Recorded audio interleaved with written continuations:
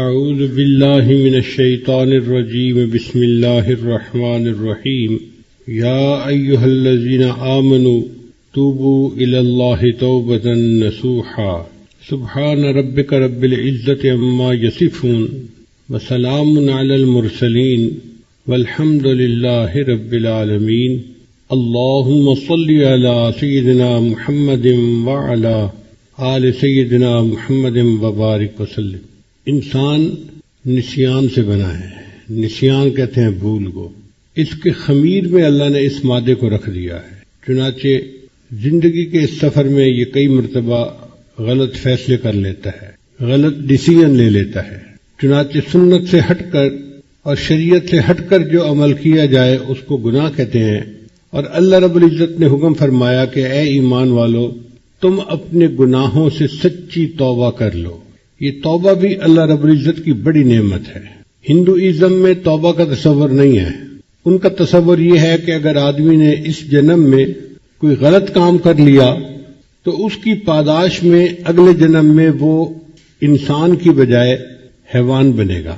اب جس نے گناہ کر لیا وہ سوچتا ہے کہ اگلے جنم میں نے حیوان تو بننا ہی ہے، تو پھر گناہوں سے کیوں رکے؟ چنانچہ ایک گناہ اس کے لیے گناہوں کے دروازے کھول دیتا ہے۔ عیسائیت میں وہ یہ عقیدہ رکھتے ہیں کہ امتیوں کے جتنے گناہ تھے ان کا کفارہ حضرت عیسیٰ علیہ السلام سولی پر چڑھ کر دے گئے۔ کیونکہ ہم مسلمان یقین رکھتے ہیں کہ اللہ نے ان کو آسمانوں پہ اٹھا لیا، لیکن عیسائی یہ سمجھتے ہیں کہ ان کو سولی پر چڑھایا گیا اور ان کا سولی پر چڑھنا امتیوں کے گناہوں کا کفارہ بن گیا۔ لہذا عیسائیوں میں بھی جب کوئی خلاف شرع کام کرتا ہے ان کی اپنی شریعت کے، یا جس کو وہ گناہ کرتا ہے تو اس کو صرف اپنے پوپ کے پاس جا کر بتانا ہوتا ہے کہ جو مجھ سے یہ گناہ ہوا، یہ گناہ ہوا، یہ گناہ ہوا۔ چنانچہ وہ بھی توبہ ایک ظاہرداری رہتی ہے۔ دین اسلام اتنا کامل دین ہے کہ نبی علیہ السلام نے ارشاد فرمایا الندم توبۃ۔ جب کوئی بندہ گناہ کر بیٹھے اور اس کے دل میں یہ احساس ہو کہ میں نے برا کیا، میں نے اچھا نہیں کیا، مجھے ایسا نہیں کرنا چاہیے تھا، میں آئندہ ایسا نہیں کروں گا، تو یہ ندامت کی کیفیت اس کی توبہ کہلاتی۔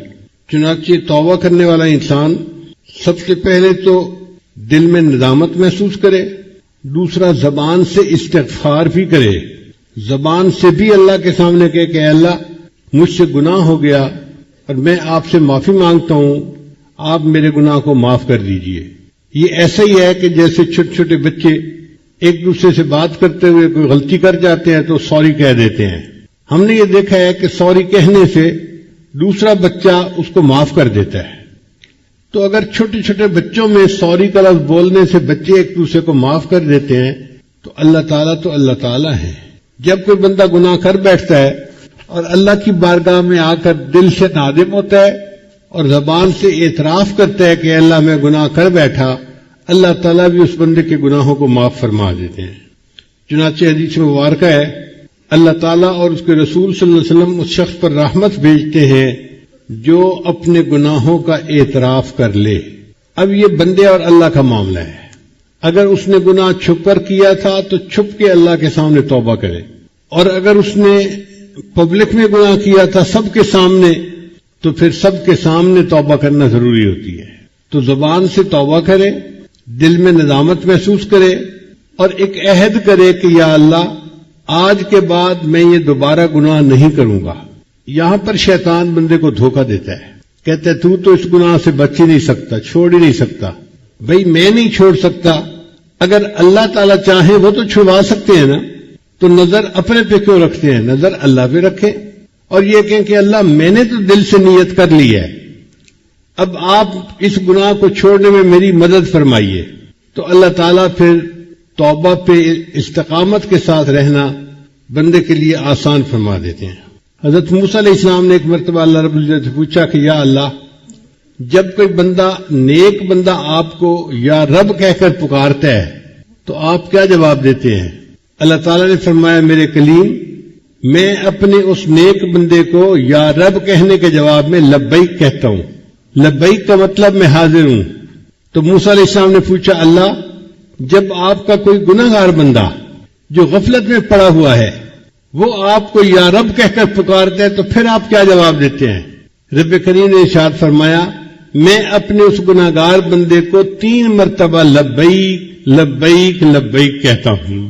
یہ میرا بندہ لوٹ کے میرے پاس واپس آنا چاہتا ہے، میں اس بندے کو مایوس نہیں کرتا، اس کا واپس آنا آسان کر دیتا ہوں. توبہ کی ضرورت ہر شخص کو ہے، نیک ہو یا بد ہو. اگر کسی انسان نے گناہ کیے تو اس کو اپنے گناہوں سے توبہ کرنی چاہیے. اگر انسان نے گناہ نہیں کیے مگر اس کے دل میں اللہ سے غفلت رہی تو اس پر بھی توبہ کرنا چاہیے، کیونکہ غفلت بھی مستقل ایک گناہ ہے، ہم اس کو گناہ ہی نہیں سمجھتے. اور جو اولیاء اللہ ہوتے ہیں ان کی توجہ جب اللہ تعالی کی طرف سے ہٹ کر مخلوق کی طرف زیادہ ہو جاتی ہے تو اس پر بھی وہ استغفار کرتے ہیں. 2 لفظ یاد رکھیے، ایک ہے رین اور ایک ہے غین. رین کہتے ہیں دل کے اوپر جو زنگ لگ جاتا ہے، کلا بل رون علی قلوبہم ما کانوا یکسبون، کیوں نہیں ان کی بدعمالیوں کی وجہ سے ان کے دلوں پر زنگ لگا دیا گیا. تو ہم تو اپنے رین کی دھلنے کے لیے اللہ کے سامنے استغفار کریں. اور ایک ہوتا ہے غین، وہ کیا ہوتا ہے کہ اہل اللہ کی توجہ کامل اللہ کی طرف ہوتی ہے، مگر کئی مرتبہ دعا مانگنے کے لیے یا کسی کے حالات سن کے اس بندے کی طرف توجہ زیادہ ہوتی ہے، تو وہ جو لمحہ اس بندے کی طرف توجہ کا زیادہ ہوتا ہے وہ اس پر بھی استغفار کرتے ہیں. چنانچہ نبی علیہ السلام نے ارشاد فرمایا انہ لیغان علی قلبی، میرے دل پر بھی غین کی کیفیت آتی ہے اور اس پر میں اللہ کے سامنے روزانہ 100 مرتبہ استغفار کرتا ہوں. چونکہ نبی علیہ السلام کے دل پر امت کا غم غالب آ جاتا تھا اور میرے آقا صلی اللہ علیہ وسلم یا رب امتی یا رب امتی دعائیں مانگا کرتے تھے. اب سوال پیدا ہوتا ہے کہ انسان توبہ کیوں نہیں کرتا؟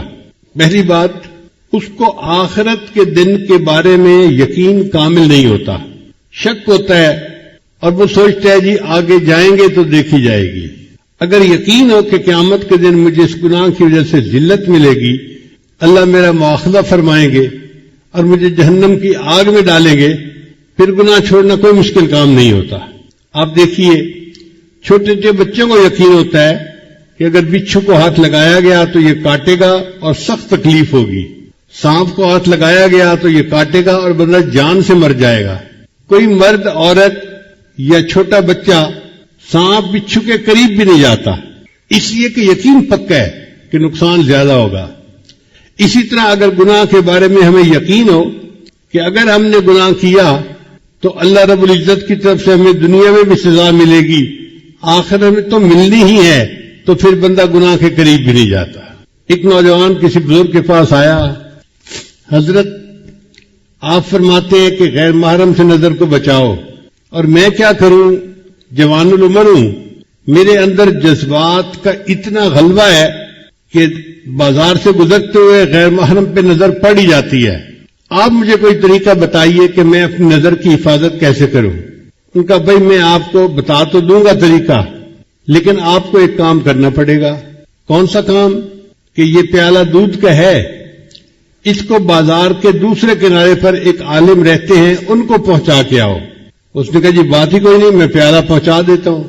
ان کا یاد رکھنا، اگر پیالے میں سے ایک قطرہ بھی دودھ کا گر گیا تو میں ایک بندہ تمہارے ساتھ بھیجوں گا، وہ اسی جگہ بھرے بازار میں تمہیں جوتے لگائے گا. اب وہ بندہ گھبرا گیا کہ بڑا احتیاط والا کام ہے، اگر بے احتیاطی ہوئی تو بھرے بازار میں جوتے پڑیں گے، میری ذلت ہوگی.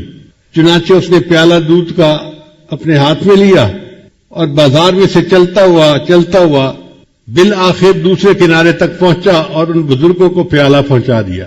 واپس آ کر اس نے بڑے خوشی خوشی بتایا کہ حضرت میں نے الحمدللہ اس پانی کے دودھ کے پیالے کو فلاں بزرگ تک پہنچا دیا، ایک قطرہ بھی دودھ کا نہیں گرا. ان کا اچھا یہ بتاؤ کہ آج تم نے بدنظری کتنی کی؟ حضرت وہ جو آپ نے مشٹنڈا ساتھ بھیجا تھا نا کہ یہ جوتے مارے گا، اس کا خوف اتنا تھا کہ میرا دھیان ہی عورت کی طرف نہیں گیا. میں تو پورا راستہ یہ دیکھتا رہا کہ میرے دودھ کے پیالے میں سے ایک قطرہ بھی نیچے نہ گرے. مجھے دودھ کے چھلک جانے کا ڈر تھا، عورت کی طرف میری نظر نہیں اٹھی. ان بزرگوں نے فرمایا کہ یہی راز ہے کہ جن اہل اللہ کے دل میں یہ خوف ہوتا ہے کہ میرے دل سے ایمان کا پیالہ نہ کہیں چھلک جائے. ان کی نظر غیر محرم سے بچ جاتی ہے. وہ سمجھتے ہیں اگر نظر پڑ گئی تو کہیں ایمان میں خلل نہ آ جائے. اور یہ جو غیر محرم پہ نظر ہے نا، یہ بہت بڑا گناہ ہے. ایک مرتبہ میں نے اپنے حضرت مرشد عالم رحمۃ اللہ سے مسئلہ پوچھا. میں نے کہا حضرت میری عمر بھی چھوٹی ہے اور میرا علم بھی تھوڑا ہے، مجھے کچھ باتیں سمجھ میں نہیں آتی، اگر آپ اجازت دیں تو میں آپ سے بات پوچھ لیا کروں. تو حضرت مسکرائے، فرمانے لگے ہاں پوچھو. میں نے کہا کہ حضرت میں ابن جوزی رحمۃ اللہ کی کتاب پڑھی ہے تلبیس ابلیس، یعنی ابلیس کی مکاریاں. اس میں انہوں نے لکھا ہے کہ ایک حافظ قرآن تھا اور اس نے کسی غیر کے چہرے کو محبت کی نظر سے دیکھا تھا. اس کی سزا یہ ملی کہ وہ قرآن مجید کو بھول گیا. تو میں نے کہا حضرت یہ بات پڑھ کے میرے دل پہ ایک خوف طاری ہے، اس بندے نے قرآن مجید کو حفظ کرنے میں کتنی محنت کی ہوگی، اور ایک نظر کی وجہ سے اللہ نے اس کو اتنی بڑی نعمت سے محروم کر دیا. حضرت سمجھنے لگے ہاں بچہ یہ اللہ کی غیرت کا معاملہ ہے. میں نے کہا حضرت ذرا اور تفصیل بتا دیں. فرمانے لگے کہ اللہ بالکل نہیں چاہتے کہ میرا بندہ محبت کی نظر میری بجائے کسی غیر کی طرف اٹھائے. اگر کوئی اٹھاتا ہے تو اللہ تعالیٰ کو غیرت آتی ہے اور اس غیرت کی وجہ سے اللہ اس کو نعمت سے محروم کر دیتے ہیں. اب بتائیے کہ ایک بری نظر ڈالنے پر ایمان سے محروم ہونے جیسی سزا بندے کو مل جاتی ہے. توبہ نہ کرنے کے اسباب میں سے دوسرا سبب یہ ہوتا ہے کہ بندہ سوچتا ہے اچھا میں توبہ کر لوں گا، آج نہیں تو کل، پھر کل آتا ہے تو پھر سوچتا ہے اچھا میں کل توبہ کر لوں گا. اور یہ کل ہوتے ہوتے ہوتے ایک ایسا بھی دن آتا ہے کہ جب اس کے دن میں آج ہی ہوتا ہے اور اس کو مرنا ہوتا ہے، اس دن میں اس کے زندگی میں کل نہیں ہوتا، اور وہ توبہ کیے بغیر دنیا سے چلا جاتا ہے. اور کئی مرتبہ بندے کو شیطان غلط فہمی میں ڈال دیتا ہے. اللہ تعالیٰ بڑے رحیم ہے، بڑے کریم ہے، وہ معاف کر دیں گے. چنانچہ ہم نے کئی لوگوں سے یہ جواب سنا. ان کو کہا کہ بھئی توبہ کرنی چاہیے، تو نوجوان نے جواب دیا جی اور اللہ نے کسی کو تو معاف کرنا ہی ہے نا، بھئی ساری دنیا کو معاف کر دے، اگر ہمیں نہ کیا تو یہ شیطان کا دھوکہ ہوتا ہے. اب سوال پیدا ہوتا ہے کہ توبہ کب تک کی جا سکتی ہے؟ جب تک انسان کا سانس اکھڑ نہیں جاتا. نزع کے وقت جیسے اکھڑتا ہے اس سے پہلے پہلے توبہ قبول ہو جاتی ہے. جب سانس اکھڑ گیا اور وہ گلے کا گھنگرو بجنے لگ گیا، اب توبہ کا دروازہ بند ہو گیا.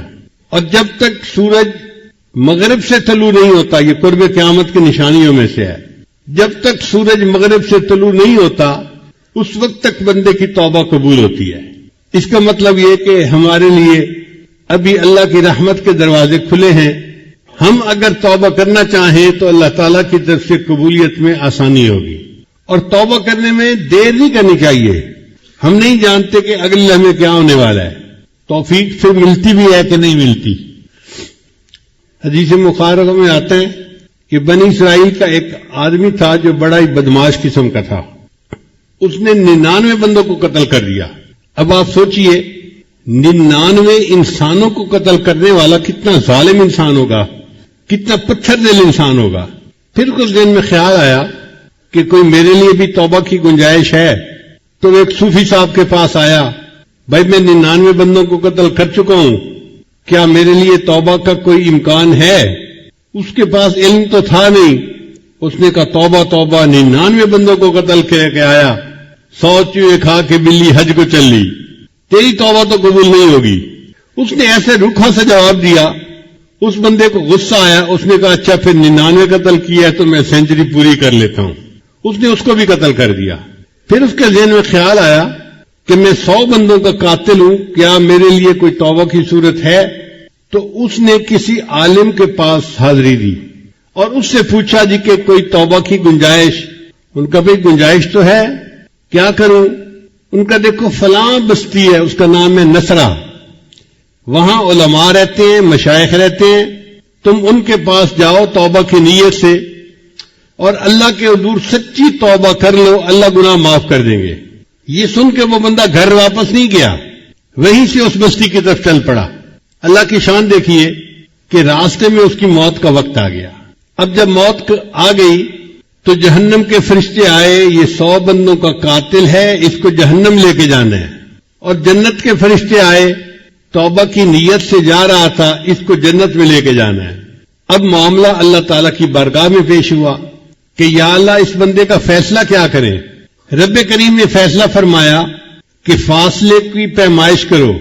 جس بستی کی طرف یہ جانا چاہتا تھا توبہ کی نیت سے، اگر اس بستی کے قریب پہنچ گیا ہے تو توبہ قبول، اور اگر ابھی نہیں قریب پہنچا تو پھر اس کا مطلب ہے کہ ابھی توبہ نہیں ہوئی.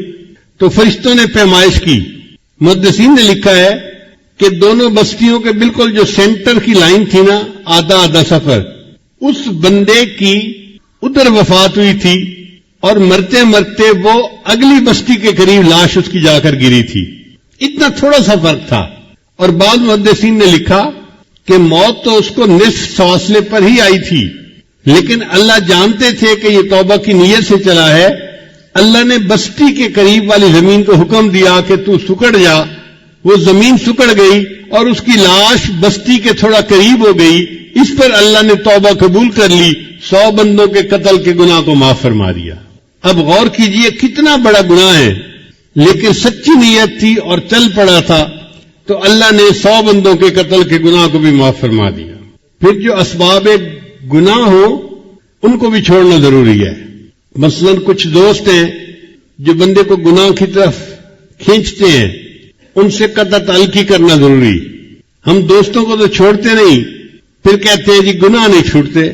بھئی اگر دوست وہی رہیں گے تو آج نہیں تو کل پھر گناہوں میں مبتلا کر دیں گے.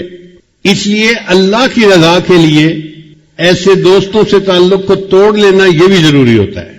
اس کی مثال یوں سمجھیے کہ گندی نالی کے اندر ایک ہیرا پڑا ہوا ہے، موتی پڑا ہوا ہے. اب ایک بندے کے پاس 10 بالٹیاں پانی کی ہیں، وہ اس کے اوپر پانی ڈالتا رہتا ہے. جب تک پانی ڈالتا رہتا ہے وہ موتی صاف چمکتا نظر آتا ہے. جیسے ہی پانی ڈالنا بند ہوا پھر گندا پانی اس کے اوپر آ گیا اور پھر وہ موتی جو ہے وہ ناپاک ہو گیا. اگر وہ موتی اسی نالی میں رہے گا نا تو وہ پاک صاف نہیں ہو سکتا. نالی سے نکال کر اس کے اوپر ایک گلاس پانی بھی اگر ڈال دیں گے تو وہ موتی پاک صاف بن جائے گا. اسی طرح انسان جن حالات میں ہو اور گناہ کا ارتکاب کرتا ہے ان حالات سے نکلے، ان دوستوں کو چھوڑے. پھر اگر اللہ کے سامنے سچی توبہ کرے گا اللہ تعالیٰ اس کی توبہ کو قبول فرما لیں گے. حدیث مبارکہ میں آتا ہے کہ ہمارے اوپر جتنے مصائب آتے ہیں ان کی بنیادی وجہ ہمارے گناہ ہوتے ہیں. اللہ گناہوں کی وجہ سے بندے پر مصیبتیں بھیجتے ہیں. اس میں کیا حکمت ہے؟ حکمت یہ ہے کہ اللہ تعالیٰ چاہتے ہیں یہ میرا گناہ چھوڑے اور میرا بندہ میرے تک واپس آ جائے، تو اللہ اس کو مصیبتوں اور پریشانیوں کی رسیوں میں باندھ کے اپنے گھر کی طرف واپس کھینچ رہے ہوتے ہیں. ابن عطا رحمۃ اللہ لکھتے ہیں پاک ہے وہ پروردگار جو بندے کو مصیبتوں اور پریشانیوں کی رسیوں میں کھینچ کھینچ کر اپنے گھر کی طرف کھینچ رہا ہوتا ہے. آپ دیکھیں بندہ پریشان ہوگا نا تو آپ اس کو کہیں کہ جی ہر نماز کے بعد 100 مرتبہ یہ پڑھو، وہ 5 نمازیں بھی پڑھے گا اور عمل بھی کر لے گا.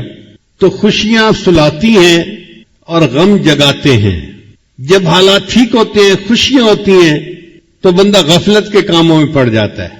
پھر اللہ تعالیٰ اس کو کچھ پریشانی اور مصیبت میں مبتلا کر دیتے ہیں تو پھر بندہ روتا دھوتا ہے، پھر اللہ کے دروازے پر آتا ہے، اللہ مجھے معاف کر دے، اللہ مجھے معاف کر دے. یہ پریشانی اس کے لیے رحمت بن کے آئی تھی. ظاہر میں پریشانی تھی، حقیقت میں یہ اللہ کی رحمت تھی جس نے اس کو پکڑ کر اللہ کے دروازے کی طرف کھینچ لیا. نبی علیہ السلام نے ارشاد فرمایا التائب من الذنب کمن لا ذنب لہ، گناہوں سے توبہ کرنے والا ایسے ہو جاتا ہے جیسے اس نے وہ گناہ کیا ہی کبھی نہیں. ایک میلے کپڑے کو دھویا جائے تو دھلنے کے بعد وہ اتنا صاف ستھرا ہو جاتا ہے کہ ایسے لگتا ہے کہ یہ تو کبھی میلا ہوا ہی نہیں تھا. یہی انسان کے دل کا حال ہے کہ گناہوں کی ظلمت کی وجہ سے دل میلا ہو جاتا ہے، لیکن جب بندہ سچی توبہ کر لیتا ہے اللہ تعالیٰ اس کے دل کی ظلمت کو صاف کر دیتے ہیں. دل ایسے بن جاتا ہے جیسے اس نے کبھی گناہ کیا ہی نہیں تھا. نبی اسلام نے ارشاد فرمایا کل بنی آدم خطاؤن، جتنے بھی اولاد آدم ہیں سب کے سب خطا کار ہیں. وخیر الخطاؤن التوابین، مگر بہترین خطا کار وہ ہیں جو توبہ کرنے والے ہیں۔ اس کا مطلب یہ ہوا کہ خطا تو ہو جاتی ہے، مگر اس کے بعد جب بندہ توبہ کر لیتا ہے تو وہ گناہ یا وہ خطا اس بندے کے بلندی درجات کا سبب بن جاتا ہے۔ حدیث مبارکہ میں آتا ہے ایک بندہ گناہ کرتا ہے اور اس کے سبب وہ جنت میں چلا جاتا ہے۔ عجیب بات، گناہ کے سبب جنت میں چلا جاتا ہے۔ تو اس کی شرح میں محدثین نے لکھا کہ ہاں گناہ تو وہ کر بیٹھا، اب اس کے دل میں ایک آگ لگی ہوئی ہے، کیا غلطی کر لی؟ وہ تنہائیوں میں اللہ کے سامنے روتا ہے، اللہ کو مناتا ہے، اس کا وہ رونا دھونا اور اللہ کو منانا اللہ کو پسند آ جاتا ہے، اور اللہ تعالیٰ اس کے لیے جنت کا فیصلہ کر دیتے ہیں۔ تو جب جنت کا فیصلہ کرتے ہیں تو شیطان افسوس کرتا ہے میں اس سے یہ گناہ ہی نہ کرواتا، کیونکہ اس کی وجہ سے، توبہ کی وجہ سے یہ تو جنت میں چلا گیا۔ ابراہیم ادم رحمۃ اللہ فرمایا کرتے تھے اللہ تعالیٰ نے 3 کو 3 چیزوں میں چھپا رکھا ہے، اپنی رضامندی کو نیکی میں چھپا رکھا ہے، اس لیے سالک کو چاہیے کہ وہ نیکی کو چھوٹا نہ سمجھے، کیا پتہ اسی نیکی میں اللہ کی رضا چھپی ہوئی ہو اور بندے کو اللہ کی رضا نصیب ہونی ہو۔ کئی دفعہ ہوتے ہیں نا جی، نماز پڑھ لی نفل چھوڑ دیے، بھئی کیا پتہ انہی نفلوں میں اللہ نے اپنی رضا کو چھپایا ہوا ہو، ہم اگر وہ نفل پڑھ لیں گے اللہ ہم سے راضی ہو جائیں گے۔ اللہ تعالیٰ نے اپنی ناراضگی کو گناہ میں چھپایا ہوا ہے، چنانچہ گناہ کو چھوٹا نہ سمجھے، کیا پتہ جس گناہ کا ارتکاب ہم کر رہے ہیں اسی کی وجہ سے اللہ نے ہم سے ناراض ہونا ہو، پھر کیا بنے گا۔ اور تیسرا، اللہ تعالیٰ نے ولایت کو اپنے بندوں میں چھپا رکھا ہے، اس لیے آپ کسی بندے کو حقیر نہ سمجھیں، کیا پتہ جس کو آپ حقارت کی نظر سے دیکھ رہے ہیں وہ اللہ کا ولی ہو اور اللہ کے ہاں اس کا اونچا مرتبہ ہو۔ حضرت مولانا مکی حجازی دامت برکاتہم میں ایک واقعہ سنانے لگے کہ ایک بندہ تھا جو حرم شریف کے باہر بیٹھا ہوتا تھا، آنے جانے والے اس کو پیسے دیتے تھے، وہ نہیں لیتا تھا، کوئی 100 ریال دیتا، کوئی 50 دیتا، کوئی 500 دیتا، تو جو اس کو پیسے دیتا وہ پیسے پھینک دیتا تھا اس کی طرف، مجھے نہیں چاہیے، اور بیٹھا ہر وقت وہی ہوتا تھا۔ تو اکثر لوگ سمجھتے تھے کہ یہ پاگل ہے، یہ دیوانہ ہے، بیمار ہے، کہ اس کو احساس ہی نہیں کسی چیز کا، کھانے پینے کا، اور یہ ہر وقت اسی جگہ بیٹھا ہوا ہے۔ کبھی کبھی وہ حرم کے اندر جماعت کے ساتھ نماز پڑھتا بھی نظر آتا تھا۔ حضرت فرماتے ہیں کہ میں ایک مرتبہ جا رہا تھا حرم میں، تو ایک مولانا صاحب میرے مہمان آئے ہوئے تھے، میں نے انہیں بتایا کہ یہ ایک مجذوب سا بندہ ہے، یہیں بیٹھا رہتا ہے، پیسے نہیں مانگتا، کوئی دینا بھی چاہے تو پیسے اٹھا کے واپس پھینک دیتا ہے۔ تو مولانا صاحب کہنے لگے حضرت 10-20 کو تو اس نے پھینکا نہیں ہے، میں دیتا ہوں نا اسے 1000 ریال یا 2000 ریال، دیکھتا ہوں کیسے پھینکتا ہے۔ تو مولانا نے اپنی جیب سے 1000 یا 2000 ریال نکالے اور اس مجذوب کے قریب گئے اور مجذوب کو کہا آپ کتنے اچھے آدمی ہیں، آپ کو بھوک لگی ہوگی، یہ میں آپ کو پیسے دیتا ہوں، آپ کھانا کھا لیں۔ تو جب یہ کہا تو اس مجذوب نے آگے سے قرآن کی آیت پڑھی یقولون بافواہہم ما لیس فی قلوبہم، یہ اپنی زبانوں سے ایسی باتیں نکالتے ہیں جو ان کے دل میں نہیں ہوتی۔ تو وہ مولا کہنے لگے کہ حضرت آپ ٹھیک کہتے ہیں، یہ کوئی عام پاگل یا فقیر نہیں ہے، یہ تو کوئی پہنچا ہوا بندہ نظر آتا ہے۔ تو اللہ نے ولایت کو اپنے بندوں میں چھپا رکھا ہے، اس لیے کسی بندے کو بھی کم نظر سے نہ دیکھے۔ ہو سکتا ہے جس کو ہم کم نظر سے دیکھ رہے ہیں وہی اللہ کا ولی ہو، اور قیامت کے دن جو بخشش ہے نا وہ بڑے بڑے اعمال پہ کوئی نہیں ہونی، جن عملوں پہ ہماری نظر بھی نہیں ہوتی، جن کو ہم چھوٹا سمجھتے ہیں، جو ہمیں یاد ہی نہیں ہوتے، وہ بخشش کا سبب بنیں گے۔ چنانچہ حدیث پاک میں آتا ہے قیامت کے دن سب سے پہلے جہنم میں ڈالنے کے لیے اللہ ایک عالم کو بلوائیں گے، میرے بندے تو کیا لایا؟ یا اللہ میں تو عالم تھا، لوگوں کو دین کی دعوت دیتا تھا، میں نے تو مدارس بنوائے، مسجدیں بنوائیں، ہزاروں شاگرد پیچھے چھوڑ کے آیا۔ اللہ فرمائیں گے ہاں تو نے یہ سارا کام اس لیے کیا کہ تجھے بڑا عالم کہا جائے، فقد قیل، تجھے دنیا میں بڑا عالم لوگوں نے کہہ دیا، میرے پاس دینے کو کچھ نہیں ہے، فرشتوں اس بندے کو لے جاؤ اور الٹا کر کے جہنم میں ڈال دو۔ یعنی کسی شرابی، زانی، قاتل، جواری کو نہیں پہلے جہنم میں ڈالا جائے گا، ایک عالم کو جس کے اندر ریا تھی۔ پھر اللہ تعالیٰ ایک سخی کو بلوائیں گے، میرے بندے کیا لایا؟ اللہ مجھے آپ نے دنیا میں بہت رزق دیا تھا، مال دیا تھا، میں غریبوں پہ خرچ کرتا تھا، میں نے مسافر خانے بنوائے، میں نے کئی غریب بچیوں کی شادی اور رخصتی کے اندر ان کے ماں باپ کی مدد کی، تو میں نے تو بڑے خیر کے کام کیے۔ اللہ فرمائیں گے ہاں تو نے یہ سب کام اس لیے کیے کہ تجھے بڑا سخی کہا جائے، لوگوں نے سخی کہہ دیا، لہذا اب میرے پاس دینے کو کچھ نہیں، فرشتوں لے جاؤ، اس کو بھی اوندا کر کے جہنم میں ڈال دو۔ پھر تیسرے بندے کو لایا جائے گا، وہ شہید ہوگا۔ میرے بندے کیا لائے؟ اے اللہ میں نے تو آپ کے دین کی سربلندی کے لیے اپنی جان بھی قربان کر دی۔ اللہ فرمائیں گے ہاں جان تو دی، مگر اندر تیری نیت یہ تھی کہ لوگ تجھے بڑا بہادر کہیں، بڑا مجاہد کہیں، تو لوگوں نے کہہ دیا، لہذا میرے پاس دینے کے لیے کچھ نہیں، فرشتوں لے جاؤ، اس کو بھی الٹا کر کے جہنم میں ڈال دو۔ اب آپ سوچئے کہ جب اتنے علم کے باوجود بندہ جہنم میں جا رہا ہے، اتنی سخاوت کے باوجود، شہادت جیسے عمل کے باوجود بندہ جہنم میں جا رہا ہے، اس کا مطلب یہ کہ انسان جو اعمال کرتا ہے ان کے اوپر بھروسہ نہ کرے۔ اللہ کو کون سا عمل پسند آئے یہ اللہ کو معلوم ہے۔ چنانچہ بہت ساری کتابوں میں ہم نے پڑھا کہ چھوٹے چھوٹے عملوں کی وجہ سے اللہ کو بندہ پسند آ گیا اور اللہ نے بخشش فرما دی۔ امام غزالی رحمۃ اللہ وفات پا گئے، کسی نے پوچھا کہ حضرت آگے کیا بنا؟ بھئی اللہ نے میری بخشش کر دی۔ جی حضرت آپ کی بخشش تو ہونی تھی، آپ نے تو اتنی مزیدار کتابیں لکھی کہ پوری امت اس سے فائدہ پا رہی ہے۔ علماء ان کتابوں کو پڑھ کر درس دیتے ہیں اور لوگوں کو نیکی کی طرف، اللہ کی طرف بلاتے ہیں۔ تو امام غزالی رحمۃ اللہ نے فرمایا وہ کتابوں کا تو مسئلہ پیش ہی نہیں ہوا، اس سے پہلے ہی اللہ نے بخشش کر دی۔ بھئی کس عمل پہ بخشش کی؟ فرمایا ایسا عمل جو مجھے یاد ہی نہیں تھا۔ کون سا عمل؟ فرمان لگے کہ میں بیٹھا کتاب لکھ رہا تھا، تو اس زمانے میں قلم دوات ہوتی تھی، سیاہی کے لیے قلم دوات میں ڈالتے تھے اور سیاہی لگا کر پھر لکھتے تھے۔ تو میں نے جب قلم دوات میں ڈالی اور باہر نکالی تو ایک مکھی جو تھی وہ اس کی ٹپ کے اوپر، نوک کے اوپر آ کر بیٹھ گئی۔ تو میں نے سوچا کہ یہ پیاسی مکھی ہوگی، یہ پیاس بجھانا چاہتی ہے، تو میں نے قلم کو 1 سیکنڈ کے لیے روک لیا، وہ مکھی اڑ گئی۔ میں نے لکھنا شروع کر دیا، میرا یہ عمل مجھے یاد ہی نہیں تھا، اللہ کو پسند آ گیا۔ میرے بندے تو نے ایک مکھی کی پیاس کا خیال رکھا اور اپنے قلم کو تھوڑی دیر کے لیے روک لیا، میں اس پر تیرے سب گناہوں کو معاف کر دیتا ہوں۔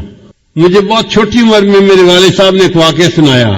فرمان لگے کہ ہمارے علاقے میں ایک شیخ تھے جو ذمہ دار بھی تھے اور شیخ طریقت بھی تھے، بہت لوگ ان سے بیعت تھے۔ دیہاتوں میں ایک ایسا بھی موسم آتا ہے کہ جب چارے کی قلت ہو جاتی ہے تو جو غریب لوگ ہوتے ہیں نا ان کے جانور بھوکے رہ جاتے ہیں، تو بعض لوگ جانوروں کو کچھ کھلاتے پلاتے نہیں، جانور بیمار کمزور ہو جاتے ہیں، اور کچھ لوگ دوسروں کا چارہ بغیر اجازت کاٹ لیتے ہیں، یعنی چارے کو چوری کر لیتے ہیں۔ فرماتے ہیں کہ وہ بزرگ جو تھے انہوں نے محسوس کیا کہ میں نے چارہ لگایا ہوا تو زیادہ سارا ہے، مگر یہ روزانہ کم ہوتا جا رہا ہے۔ اس کا مطلب یہ کہ رات میں کوئی بندہ آتا ہے، چارہ کاٹ کے لے جاتا ہے، یہ جانور چرا کے چلا جاتا ہے میرے کھیت میں۔ تو انہوں نے سوچا کہ میں رات کو پہرا دوں گا اور دیکھوں گا کون میری اجازت کے بغیر یہ کام کرتا ہے۔ ایک جگہ چھپ کر بیٹھ گئے۔ جب رات گہری ہو گئی تو انہوں نے دیکھا کہ چند بکری ہیں وہ آئیں اور کھیت میں چرنے لگ گئی۔ ان کے پیچھے ان کا چرانے والا بھی تھا، مگر اندھیرے کی وجہ سے وہ پہچانا نہیں جا رہا تھا کہ یہ کون ہے، نظر بھی نہیں آ رہی تھی اس کی شکل۔ تو ان بزرگوں نے اس سے پوچھا کون ہو؟ تو جب انہوں نے اس سے پوچھا نا میاں کون ہو، تو اس دیہاتی لڑکے نے جواب دیا احمد ہاں، میں احمد ہوں۔ تو جب اس نے کہا نا میں احمد ہوں تو ان اللہ والوں کے دل میں خیال آیا اس کا نام احمد ہے اور احمد تو میرے آقا صلی اللہ علیہ وسلم کا نام ہے۔ تو انہوں نے آگے سے جواب دیا احمد ہے تفیا چرا، اگر تم احمد ہو تو اپنے جانوروں کو چڑھاتے ہو، میں تمہیں منع نہیں کرتا۔ وہ بزرگ فرماتے ہیں کہ اللہ کو میرا یہ عمل پسند آ گیا کہ تم نے میرے محبوب کے نام کا اتنا اکرام کیا کہ تم نے کہا احمد ہو تو چڑھاتے رہو، میں نے تمہارے اس بات پر سب گناہوں کو معاف فرما دیا۔ تو قیامت کے دن اللہ کو کون سے عمل پسند آئیں گے کوئی نہیں جانتا، اس لیے جن کو ہم سمجھتے ہیں نا جی کہ بڑے کام کیے، گھنٹوں مراقبے کیے، میں نے یہ سبق سیکھا، یہ سیکھا، یہ سیکھا، اتنے لوگوں کو توبہ کروائی، پتہ نہیں یہ اعمال اللہ کے یہاں قبول ہوں گے یا نہیں ہوں گے۔ وہ عمل جس میں اخلاص تھا، کتنا ہی چھوٹا کیوں نہ ہوگا، اللہ کو وہ عمل پسند آ جائے گا۔ چنانچہ بعض لوگوں نے اپنے گناہوں سے توبہ کی اور اتنی عاجزی کے ساتھ، اتنی ندامت کے ساتھ توبہ کی کہ اللہ کو پیار آ گیا۔ مامون رشید ایک مسلمان بادشاہ تھا، اس کی بڑی آرام کی، شان و شوکت کی، ٹھاٹھ کی زندگی تھی۔ موت کے قریب اس کی طبیعت ذرا خراب ہو گئی تو اس نے اپنے ورکر کو کہا کہ یہاں زمین پر ایک دری بچھا دیجئے، تو بادشاہ کے حکم پر انہوں نے دری بچھا دی۔ جب دری بچھا دی تو مامون رشید چارپائی سے اٹھ کر نیچے دری کے اوپر لیٹ گیا اور لوٹنے لگا جیسے بچہ ماں باپ کے سامنے لوٹتا ہے، اور یہ کہنے لگا، اے دائمی ملک کے بادشاہ، فانی ملک کے بادشاہ پر رحم فرما۔ اے دائمی ملک کے بادشاہ یعنی اللہ تعالی، میں فانی ملک کا بادشاہ ہوں تو میرے اوپر رحم فرما۔ اللہ کو اس کا یہ فکرہ اور یہ عاجزی پسند آ گئی اور اللہ نے اس کی بخشش کر دی۔ چنانچہ وفات کے بعد کسی نے خواب میں دیکھا، اس نے پوچھا بادشاہ سلامت آگے کیا ہوئی؟ کہنے لگے کہ میری اس عاجزی کے اظہار پر اللہ کو ترس آ گیا اور اللہ نے میرے سب گناہوں کو معاف فرما دیا۔ عمر بن عبدالعزیز رحمۃ اللہ علیہ ایک بڑے نیک حکمران تھے، بہت متقی انسان تھے۔ جب ان کی وفات کا وقت قریب آیا تو وہ بھی زمین پر لیٹ گئے اور یہ کہنے لگے، اللہ میں تسلیم کرتا ہوں کہ میں نے زندگی میں گناہ کیے ہیں۔ اے اللہ میں تسلیم کرتا ہوں کہ میں نے زندگی میں گناہ کیے ہیں، اگر تو معاف کر دے تو تیرا احسان ہے اور اگر معاف نہ کرے تو تیرا عدل ہے، مگر میں گواہی دیتا ہوں کہ تیرے سوا کوئی معبود نہیں اور محمد صلی اللہ علیہ وسلم تیرے سچے رسول ہیں۔ یہ الفاظ کہہ کے اس کی وفات ہو گئی، یعنی کلمہ پڑھ کے فوت ہو گیا۔ ابن جوزی رحمۃ اللہ کی کتاب ہے بحر الدموع، یعنی آنسوؤں کا سمندر، اس میں انہوں نے یہ واقعہ لکھا ہے کہ بنی اسرائیل کی ایک عورت تھی جو حسن و جمال میں اپنی مثال آپ تھی اور وہ بدکار تھی، گھر کا دروازہ کھلا رکھتی تھی اور بن سنور کر چارپائی کے اوپر بیٹھ جاتی تو اس کے دروازے کے سامنے سے گزرنے والے نوجوان جب اس پر نظر پڑتی تو وہ بہک جاتے تھے۔ وہ ان سے کچھ رقم لیتی تھی اور ان کو گناہ کا موقع دے دیتی تھی۔ ایک مرتبہ ایک نوجوان بڑا نیک تھا، وہ ادھر سے گزرا، قدرتاً اس کی بھی نظر اس طرف اٹھ گئی تو اس نے دیکھا کہ اتنی خوبصورت عورت، اس کو بھی شیطان نے بہکایا۔ تو اس نے اس گھر کے جو کام کرنے والی تھی اس سے پوچھا کہ تیری مال کا مرد کو قریب کیسے آنے دیتی ہے؟ اس نے کہا جناب 1000 دینار لیتی ہے اور پھر اس کو اپنے ساتھ وقت گزارنے کا موقع دیتی ہے۔ اب یہ نوجوان واپس تو گھر آ گیا مگر سوچتا رہا کہ میں 1000 دینار اکٹھا کروں پھر مجھے اس عورت کے ساتھ وقت گزارنے کا موقع مل جائے گا۔ اس نے محنت کی، مزدوری کی، 1000 دینار اس نے جمع کر لیے۔ ایک دن یہ اس عورت کے پاس گیا اور 1000 دینار اس نے دے دیے۔ عورت نے کہا کہ ٹھیک ہے اب تم آؤ اور میرے ساتھ چارپائی پہ بیٹھ سکتے ہو۔ یہ جب اس کے ساتھ چارپائی پر بیٹھا نا تو اس کے دل پہ اللہ کا خوف غالب آ گیا ہے کہ اب تک میں نے جو عبادت کی ہے کہیں اللہ تعالیٰ اس عبادت کو ٹھکرا نہ دے کہ تو بالآخر گناہ کا ارتکاب کر بیٹھا۔ اب عورت انتظار میں تھی کہ میں نے جب اسے بلا لیا ہے تو یہ اب اپنی خواہش پوری کرے گا، مگر وہ بندہ تو بہت ہی خاموش چپ بت بن کے بیٹھا ہوا ہے۔ تو عورت نے اس سے پوچھا کہ بھئی میں نے تو تمہیں یہاں نہیں بلایا، تم خود آئے ہو۔ اس نے کہا میں اپنے نفس کی خواہش کی وجہ سے آ تو گیا تھا لیکن جب میں یہاں چارپائی پر آ کر بیٹھا ہوں نا تو میرے اوپر اللہ کا خوف غالب آ گیا اور میں نے ارادہ ترک کر دیا، میں تیرے ساتھ گناہ نہیں کروں گا، اور جو 1000 دینار میں نے دیے ہیں وہ بھی تیرے ہی، میں تجھ سے واپس نہیں لیتا اور میں اپنے گھر جا رہا ہوں۔ یہ کہہ کے وہ نوجوان گناہ کیے بغیر اٹھا اور اپنے گھر کی طرف چل پڑا۔ عورت نے اس سے جاتے جاتے پوچھ لیا کہ تم کس گاؤں کے رہنے والے ہو؟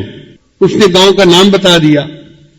چند دن گزرے تو اس عورت کے دل میں خیال آیا کہ یہ ایسا نوجوان ہے جس نے پہلے کبھی گناہ نہیں کیا، پہلا گناہ کرنا تھا اور اس پر اتنا خوف غالب آ گیا، اور میں تو روز گناہ کرتی ہوں اور میں توبہ نہیں کرتی، تو مجھے بھی اللہ سے ڈرنا چاہیے۔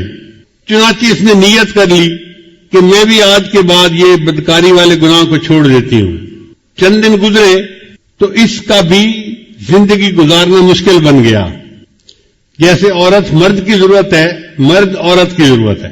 اس عورت نے سوچا کہ میں اسی نوجوان کا پتہ کرتی ہوں، اور اگر وہ ہے تو میں اس کے ساتھ نکاح کر کے نیکی کی زندگی گزارتی ہوں۔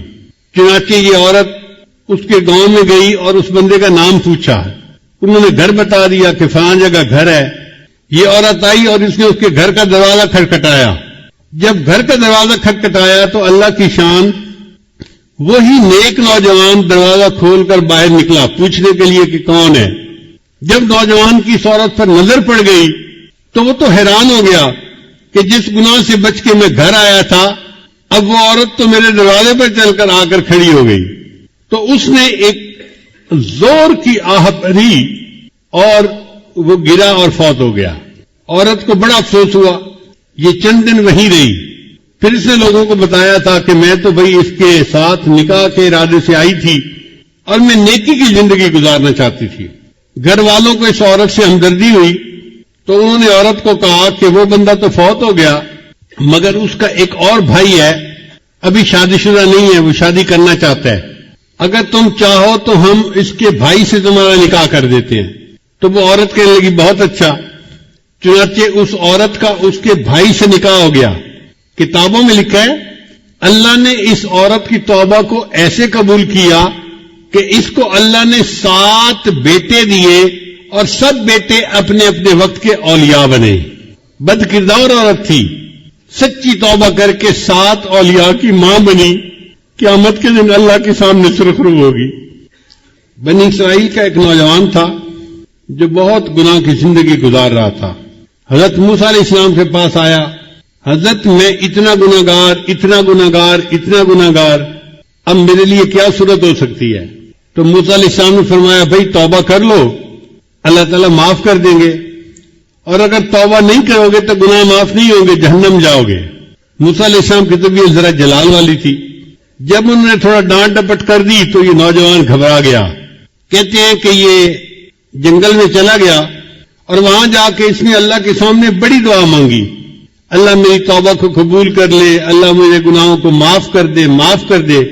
اب دعا مانگتے مانگتے اس نے ایک اور بھی دعا مانگی، یا اللہ اگر میرے گناہ اتنے ہو گئے ہیں کہ تیری رحمت ان کو معاف نہیں کرنا چاہتی اور آپ مجھے جہنم بھیجنا چاہتے ہیں، تو اے اللہ باقی جو میری قوم ہے نا ان کے گناہ بھی میرے سر پہ ڈال دے تاکہ میں اکیلا جہنم چلا جاؤں، باقی تو جنت میں چلے جائیں۔ اس نوجوان کی یہ بات اللہ کو پسند آ گئی اور اللہ نے موسیٰ علیہ السلام کی طرف وحی نازل فرمائی کہ وہ جو نوجوان آپ سے بات پوچھنے آیا تھا اس کو ڈھونڈیے اور اس کو بتلا دیجئے کہ تمہارے رب نے تمہارے سب گناہوں کو معاف فرما دیا۔ ایک آدمی شرابی کبابی تھا، فوت ہوا تو کسی نے خواب میں دیکھا، اس نے کہا بتاؤ کیا بنا؟ کہنے لگا اللہ نے بخشش کر دی۔ اس نے کہا تیری بخشش ہو گئی، تو شرابی کبابی موت تک اپنی بری حرکتوں پہ قائم رہا، تو تیری مغفرت کیسے ہو گئی؟ کہنے لگا میں برا تو تھا، لیکن جب میری موت کا وقت قریب آیا، یعنی وہ جو نزع کی کیفیت ہوتی ہے تو بندے کو پتہ چل جاتا ہے کہ اب میرا جانے کا وقت قریب آ گیا، تو کہتا ہے کہ اس وقت میں زمین پہ لیٹ گیا اور میں نے اللہ سے یہ دعا کی، اے دنیا اور آخرت کے مالک اس شخص پر رحم فرما جس کے پاس نہ دنیا ہے نہ آخرت ہے، اے دنیا اور آخرت کے مالک اس شخص پر رحم فرما جس کے پاس نہ دنیا ہے نہ آخرت ہے۔ میرا یہ عاجزی کے الفاظ کہنا اللہ کو اتنا پسند آیا، اللہ نے سب گناہوں کو معاف کر دیا۔ چنانچہ ایک خاتون نبی علیہ السلام کے پاس آئی، اے اللہ کے حبیب صلی اللہ علیہ وسلم مجھ سے بڑا گناہ سرزد ہو گیا۔ نبی علیہ السلام نے چہرہ انور دوسری طرف کر لیا، وہ ادھر سے آ کر اس نے پھر یہی بات کی۔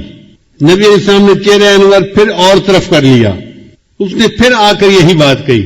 پھر نبی علیہ السلام چہرہ انور چوتھی طرف کر لیا، اس نے پھر آ کر یہی بات کا اقرار کیا کہ مجھ سے بڑا گناہ سرزد ہو گیا ہے۔ اصل میں نبی علیہ السلام اس سے 4 مرتبہ کہلوانا چاہتے تھے. اگر ایک دفعہ کہتی تو کام معاف ہو جاتا. اب چونکہ اس نے 4 مرتبہ گواہی دے دی تھی تو نبی علیہ السلام نے فرمایا کہ تجھے کوئی شک ہو گیا ہوگا, وہم ہو گیا ہوگا. اس نے کہا اللہ کے نبی صلی اللہ علیہ وسلم وہم والی کوئی بات نہیں, میں نے بڑا گناہ کیا اور اس وقت بچہ میرے پیٹ میں پل رہا ہے, میں بچے کی ماں بننے والی ہوں, کوئی شک والی بات نہیں ہے. تو نبی علیہ السلام نے فرمایا اچھا, جب تک بچے کی ولادت نہیں ہو جاتی تم جاؤ, جب ولادت ہو جائے پھر میرے پاس آنا. یہ عورت اپنے گھر واپس چلی گئی. آپ غور کریں, اس عورت کے سر پہ پولیس مسلط نہیں تھی, یہ کہیں جیل کے کمرے میں بند نہیں تھی, یہ اپنے گھر میں تھی. اگر یہ چاہتی وہاں سے کہیں چلی جاؤں دور تو یہ اپنے ہسبینڈ کے ساتھ کسی اور بستی میں جا کے رہ جاتی, مگر یہ بھاگی نہیں اور اپنی بات سے پیچھے بھی نہیں ہٹی. جب بچے کی ولادت ہو گئی تو اپنے بچے کو لے کے پھر نبی علیہ السلام کی خدمت میں آئی. اے اللہ کے حبیب صلی اللہ علیہ وسلم, میرا بچہ پیدا ہو گیا, بیٹا پیدا ہوا ہے, اور میں آئی ہوں کہ آپ مجھے پاک کر دیجئے, میں قیامت کے دن اللہ کے سامنے ناپاک حالت میں نہیں جانا چاہتی. تو نبی علیہ السلام نے فرمایا تمہارے قریب میں کوئی عورت ہے جو اس بچے کو دودھ پلائے؟ تو پتہ چلا کہ کوئی اور عورت ایسی نہیں تھی بچے والی جو اس کو بھی دودھ پلاتی. اس زمانے میں ڈبوں کے دودھ تو ہوتے نہیں تھے, مائیں دودھ پلاتی تھیں, تو کوئی اور عورت قریب نہیں تھی. تو نبی علیہ السلام نے فرمایا اچھا تم جاؤ اور بچے کو اتنی دیر دودھ پلاؤ کہ یہ دودھ کی بجائے کھانے کی چیزیں کھانے لگ جائے, سالڈ لینا شروع کر دے. وہ عورت گھر واپس آ گئی اپنے بچے کو لے کے. اب اس کے پاس 2 سال کا وقت تھا, کیونکہ دودھ پلانے کی عمر عامین یومین کاملین 2 سال پورے ہوتی ہے. اس عورت نے بچے کو 2 سال دودھ پلایا تو بچہ اتنا بڑا ہو گیا کہ وہ روٹی کا ٹکڑا کھانے کے قابل ہو گیا. چنانچہ وہ اپنے بچے کو اس حال میں لائی کہ بچے کے ہاتھ میں روٹی کا ٹکڑا تھا اور بچہ روٹی کا ٹکڑا کھا رہا تھا. یہ پروف تھا اے اللہ کے نبی صلی اللہ علیہ وسلم اب میرا بچہ دودھ کا محتاج نہیں رہا. اے اللہ کے نبی صلی اللہ علیہ وسلم میرے اوپر حد جاری کیجیے اور مجھے پاک کر دیجیے. اس کا مطلب یہ کہ اس عورت کے دل میں ایک آگ لگی ہوئی تھی ندامت کی, شرمندگی کی, کہ میں گناہ تو کر بیٹھی ہوں لیکن میں اس گناہ کی حالت میں اپنے رب کے سامنے نہیں جانا چاہتی. میں چاہتی ہوں کہ میرا اللہ میرے گناہ کو دنیا میں معاف کر دے اور میں آخرت کی ذلت سے بچ جاؤں. چنانچہ نبی علیہ السلام نے اس عورت کو رجم کرنے کا حکم دیا. حضرت عمر رضی اللہ عنہ نے جب اس عورت کو پتھر مارا تو خون کا کوئی چھینٹا ان کے کپڑے پر آ کر گرا.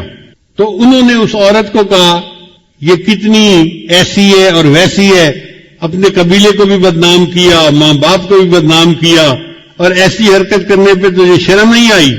جب حضرت عمر رضی اللہ عنہ نے اس کو ڈانٹا تو نبی علیہ السلام نے فرمایا عمر اس کے بارے میں کوئی ایسی بات نہ کہو, لقد تابت توبتن, اس عورت نے ایسی سچی توبہ کی ہے, اس کی توبہ کے ثواب کو مدینہ شہر کے سب لوگوں میں تقسیم کر دیا جائے, اللہ سب کے گناہوں کو معاف کر دے.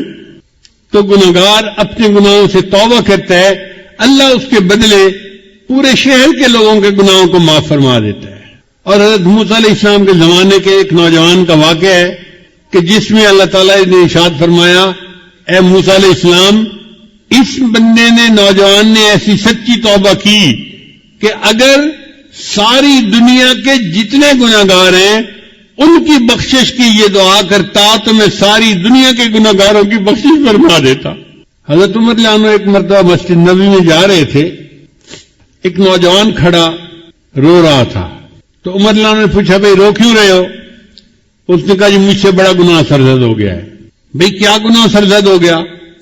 اس نے کہا بھئی میں کفن چور تھا, یعنی جب لوگ میت کو دفن کرتے تھے نا تو میں ان کی قبر کھود کے ان کا کفن نکال کے بیچتا تھا اور اس کے پیسے سے زندگی گزارتا تھا, میرا یہ روز کا کام تھا. ایک مرتبہ ایسا ہوا کہ انصار کی ایک جوان لڑکی کی وفات ہو گئی اور میں نے اس کے کفن کو چرا لیا. پھر میں تھوڑی دیر آگے چلا تو میرے اوپر شیطان غالب آ گیا اور شیطان نے دل میں بات ڈالی کہ لڑکی تو جوان عمر تھی تو کیوں نہ میں اس سے اپنی خواہش ہی پوری کر لوں. تو میں واپس آیا, میں نے دوبارہ قبر کو کھودا لڑکی کی میت کو نکالا اور اس کے ساتھ میں نے منہ کالا کیا. اب میرے دل پر ایک غم ہے کہ میں نے زندہ کی بجائے مردہ کے ساتھ گناہ کیا، تو کیا میرا گناہ معاف ہو سکتا ہے؟ حضرت عمر رضی اللہ عنہ کو یہ سن کر بہت جلال آیا کہ یہ